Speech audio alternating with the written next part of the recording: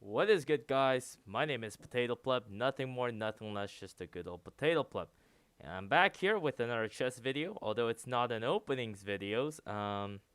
It is going to be about 5 tips that I wish I knew as a chess beginner.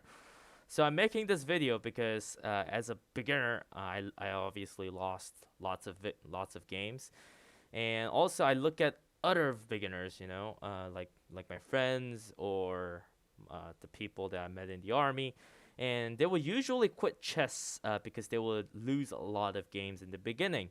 But based on my experience and based on the games that I saw from the beginners, I came up with 5 tips that would help beginners win more games. And I really wish that this will help the beginners and the beginners will win more games and they would start playing more chess rather than just quitting right away. So without further ado, let's just jump right into it. The first concept that I wanted to share with you is the concept of pinning. So there are 2 types of pin in chess. There's the absolute pin and there's the relative pin. So first type of the pin is called the absolute pin. So let's take a look at this position. In this position, bishop played, not bishop, white played bishop b5, pinning the bishop, pinning the knight to the king. So basically, this bishop is attacking the knight, right? But let's say the knight moves somewhere else, like b4. If the knight moves away, then the bishop can take the king, and the king will die, right? Well, that's not good because if the king is dead, the game is lost. So the knight cannot move, and this is called pin, the absolute pin, where the bishop is pinning the knight against the king. Now, how do we get out of this pin? Well, we can attack the piece, and let's say white goes backwards. You can attack it again, and this bishop is actually trapped, and you can win a bishop. So when you're pinning a piece, you have to be careful with that kind of a situation. But let's say you get attacked, you can just pull back always. Retreating is perfectly fine in chess. It preserves your pieces and it's always good. So that's basically absolute pin, where you can make sure that this piece cannot move. So what exactly is a relative pin? So a relative pin is when your piece is pinning the opponent's piece to a high valued piece, such as the queen. So technically speaking, it is not illegal for this knight to move away. So let's say it's okay for this knight to move to h5, except the bishop is going to take your queen, which is not ideal, right? So basically, in order to preserve this queen, this knight cannot really move anywhere else. That's why it's called a relative pin rather than an absolute pin, where absolute means it's something that is concrete. It is 100%. Where relative, it's like meh. It's like it could be that, it could be that, right? So it's those two difference. So relative pin and absolute pin, very important concept.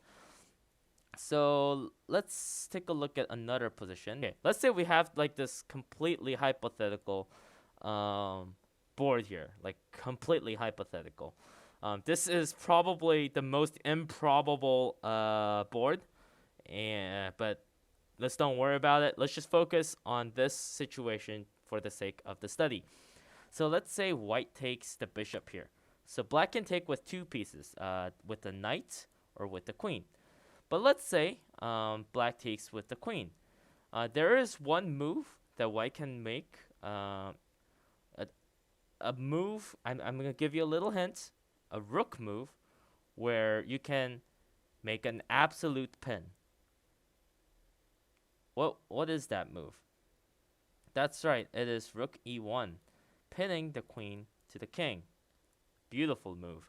The best move for black in this situation is just to take the rook, and we take back with the knight, and we are up a queen. That's just beautiful, right? Being up a queen.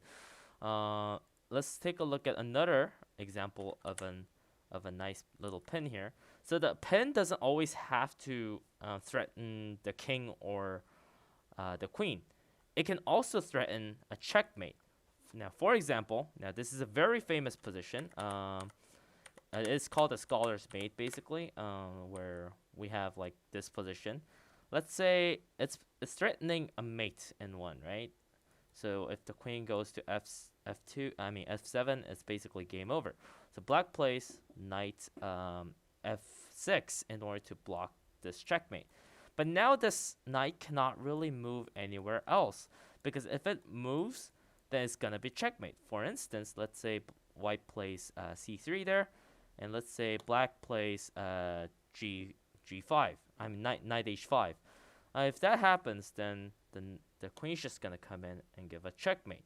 So this knight is kind of stuck in this position. So black has to probably maneuver around like this, and now this knight is unpinned, and it can move freely wherever it wants without getting checkmated, because this is just good for black, like up a queen, right? So that's the concept of pin. So that's the very first tip that I wish the beginners would understand. I think understanding this concept of pin would allow them to win a lot more games. Now the second tip is being careful of the f2 and the f7 weakness, and also abusing the f2 and this f7 pawns, because these are the huge weaknesses, because there's only one piece that's guarding it, and that's the king. And do you know what's the weakest piece in chess? That's right, it's the king. So I really wish that beginners will understand this. So let's say, for example, we have the Vienna Gambit here, and let's say the black was a terrible player and takes on f4, and we're like, oh yeah, he fell into the Vienna Gambit trap. Now this is real good over here. And I'm like, oh wait, but I don't know what I'm supposed to do after this. I guess I'll just play d4. Well, this is a fatal mistake, because black has to move queen h4. It is worth noting that queen h4, when the f2 pawn left its like main square, is a lingering idea. It's a very common idea, and it's really dangerous for white here, because if white decides to block it, then there's just takes, and if takes, then we lose the rook here. So we have to be careful not to just give up this diagonal here on f2. And also, it is worth noting that this is a dangerous square, because that's how the quickest checkmate can be made. And the fool's mate, bam. As you can see, there's nowhere else for the black's king to go, and you can't really block it. It's just checkmate here. So we have to be really careful not to just push the f pawn here, because it's just going to create a huge weakness on this diagonal, and it's just not fun. Now another tip, I guess, is abusing the f2 square now. Now we know that this is weak, right? So how do we take advantage so that we can abuse it? So let's look at a very common position in the Three Knights Italian. We can play something called the fried liver attack, where in a Three Knights position, we play the move knight g5, attacking the pawn on f7. Now there are many moves. The main line goes like this, and you take and you go here. It's quite complicated, but let's say your opponent doesn't know how to play it and just plays a very natural move, bishop c5. Then we just come in here, forking both the rook and the queen, and the king can't really take this knight because the bishop's guarding it. So the best move here is obviously trying to preserve the queen, but you'll be losing, or your opponent will be losing a rook at the end. So by abusing, by utilizing this weakness on f7, we were able to gain some material. So it is very important to A, protect your f pawn, but B, also abuse the weakness on the f pawn to hurt your opponent. Now the third concept that I would like to go over is that it's okay to retreat. Like I know that it's cowardly to retreat or some whatever you boys think, right? Whatever the boys think. But real men like to retreat. So let's say, for example, in this case, there's a free pawn and you just decide to go for it in this hypothetical scenario. And then black just comes out and tries to attack your knight. Well, in this position, what is the best move? Or what's the thought process that you have to go through? Well, your knight is under attack. So, should I protect it? Or should I retreat? Or should I sacrifice? That's right. It's okay. I mean, retreating is the best move here, obviously, because, well, first of all, it fails tactically to protect it with the pawn, because your opponent can now take the pawn, and now both your knights are under attack, and there's really no way to preserve this knight, and your position just collapses immediately. Oops, wrong arrow. So protecting with the pawn is a sad idea. So should I sacrifice? Like using this concept? Well, no, because your bishop's pinned in the first place, and even if your bishop's not pinned, let's say the queen did not exist here, going bishop here would just be met by knight takes bishop h5, right? So there's no follow-up for sacking this knight. So retreating is obviously the best answer here. And it's perfectly fine because this queen is now a target. It has been for the entire game. You can always force a queen trade because you're up material.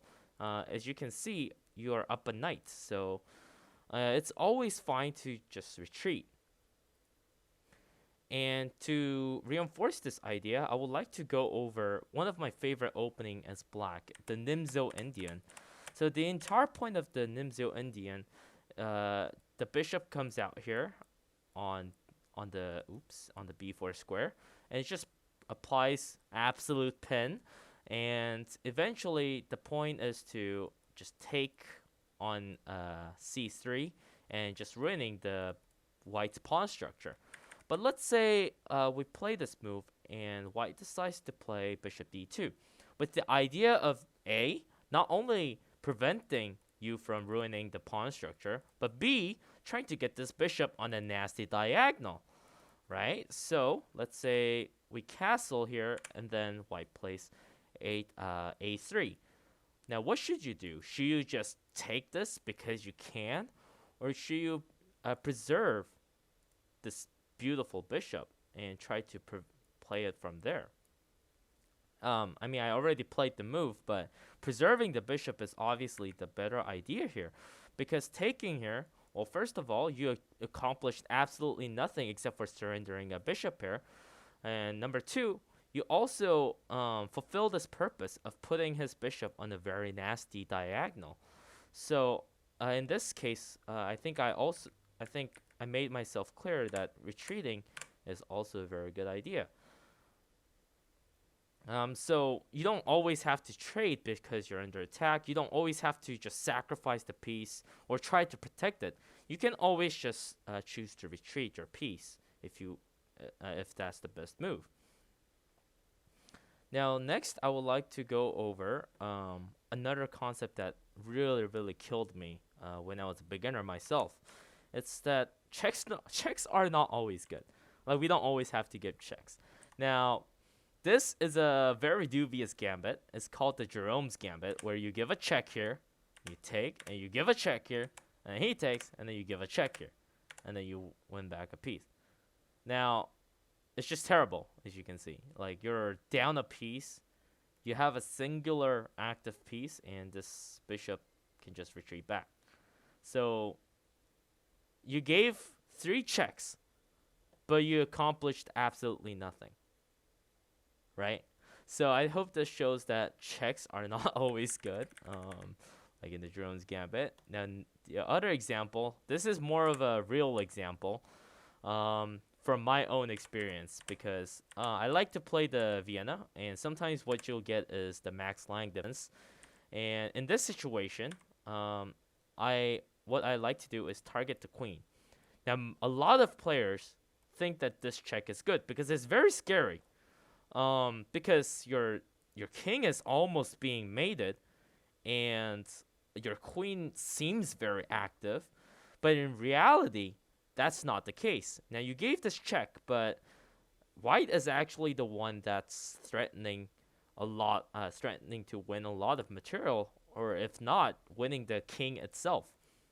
Because in this case, the queen is targeting the pawn on g7, and also the knight is threatening to fork the king and the rook on the c7 square. So in this case, black has to be really careful. Let's say black plays something very subtle, like very natural, like d6. We just go take on g7, and black is just completely lost here. Like, what does black do? Like, I don't even know, dude.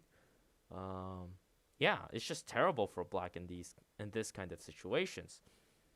So checks are not always a good thing. Just because you can check does not mean that you should do it, because you can always run into very, very dangerous positions like this.